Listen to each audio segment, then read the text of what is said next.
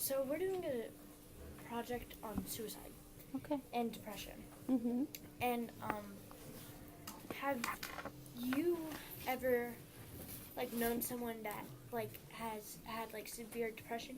Mm-hmm. I have. Did you help them? I did. I had. Do you want me to elaborate, or do you want to ask me a question? Well, besides being a nurse, because you run into those things, I had my best friend in high school. She just kept moving farther and farther away from us and from our group of friends. And one day I called her and she didn't sound right, and I went over and she had actually attempted to kill herself. She was pregnant and she didn't know what to do. So I got her to the hospital. And then, as a school nurse, kids will confide in me about stuff, and I try to get counseling for people who are having difficulty. And I've had other friends who, and actually, if you want me to be very frank with you, when I was young, I had thoughts like that myself, because I had a really hard time when I was growing up. Okay. And what are ways you think that we could help prevent suicide? Okay, one of the things that's going to be the hardest for all of you is if you're worried about a friend, to tell a grown-up. And you might think that you're ratting on them or you're tattling, but that's what can save somebody, because sometimes it's hard for kids to talk about it, especially to someone they know will worry. So just reach out to if you think your friends are getting in trouble or that might do something, you need to be their advocate when they can't be for themselves. So what advice or what would you tell someone that came to you saying that they had these thoughts? Well, first thing I would do, I would make sure I would ask them if they've thought about it, if they've thought about a way to do it, if they think that they're going, assess whether or not they're just thinking about it, or they're just so sad that they don't want to live, or if they're actually taking actions to do something. And if you ever find out somebody has an action, you have to move quick, like if they've made a plan, because that means they've thought of it enough and they might have the means to do it. So that's one of the things we're taught to do as nurses, is to assess. And we're lucky here. We have Mr. Andy, and we have a lot of the counselors who are here that can help. So it didn't used to be that back in the day, like when I was young. Thank you. Is that it? Yep. All right. Now I think this is great, and please be advocates for your peers. Okay. And I think that it's something people don't want to talk about, but we have to. We've had 4 kids die since they public in the last 4 years, or 2 years, I think, at their own hand. And when my daughter was young, there were several too. So don't just assume somebody's just saying something. You have to take them seriously. Okay. Thank you. Okay. Okay, so first question, do you know anyone who has committed suicide or has severe depression? I do know of some people who have had severe depression. Mm-hmm. So did you help them, and if so, how?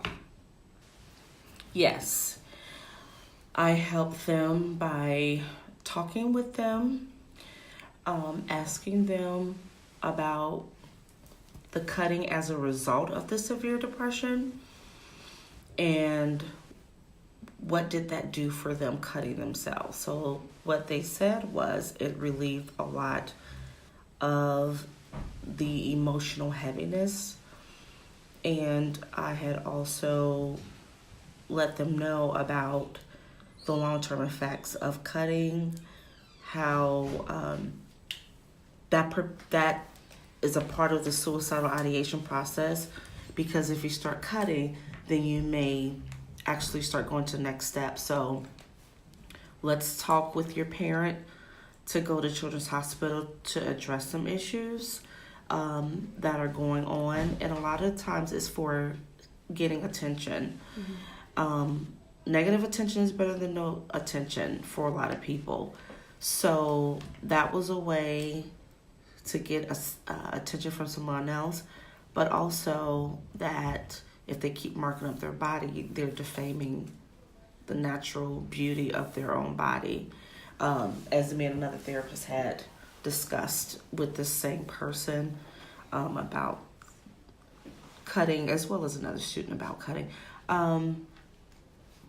I'm seeing that a lot amongst teenagers, and it's also affecting a lot of kids before experiencing puberty.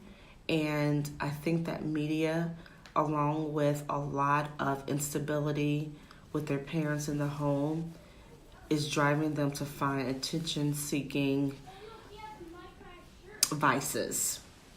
And suicide usually gets people attention, and what it communicates is that this person feels that they are not heard, so they feel like there's nothing to live for.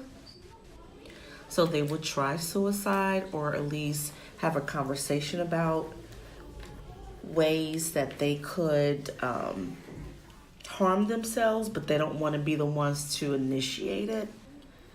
So I'm hearing that a lot, especially in the high schools, because I also work with clients that gamble, and that's what I deal with often with the student clients there. How do you think we could prevent suicide? I think having more support groups and rallying teens together to be advocates against this epidemic of suicidal ideation and actual suicide.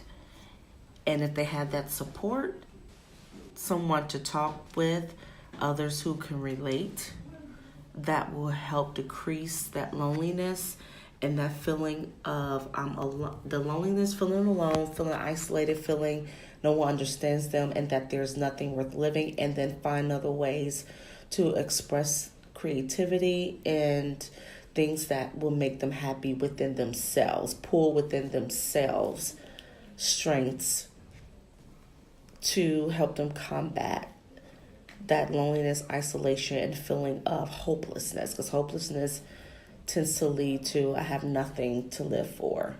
So no one else loves me or cares for me, so I'm going to just take my own life. And a lot of that is selfishness. So I think support groups will help combat that. Peer support groups, as well as adults, helping facilitate that process.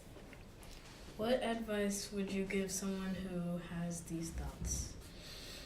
To journal, to talk about their feelings, what led to it, to find a safe person to share that with.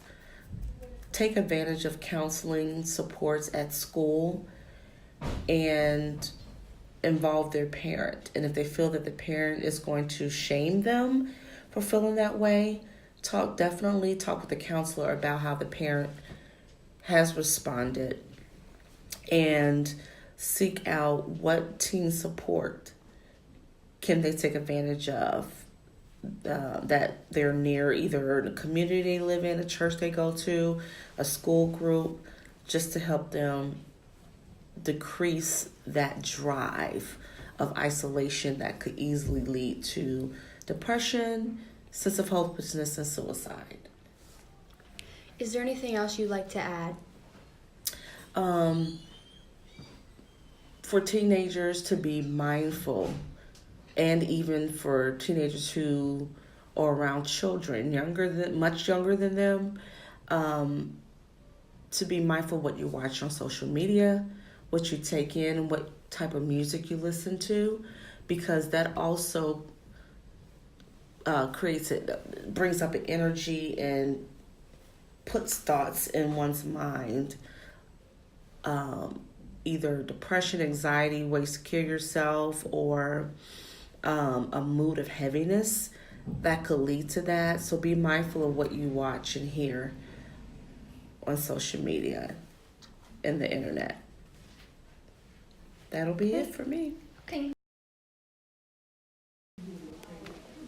Okay.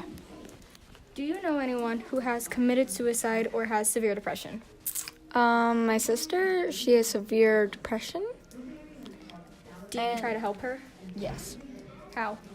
I literally sit there with her and talk with her, and I help her through it, and I just let her spill her heart out to me.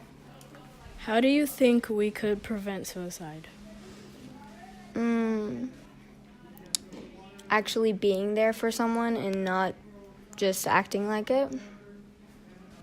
What advice would you give someone who has these thoughts? Talk to someone that you trust. Is there anything else you would like to say to people or to add on? No. Okay, well, thank you.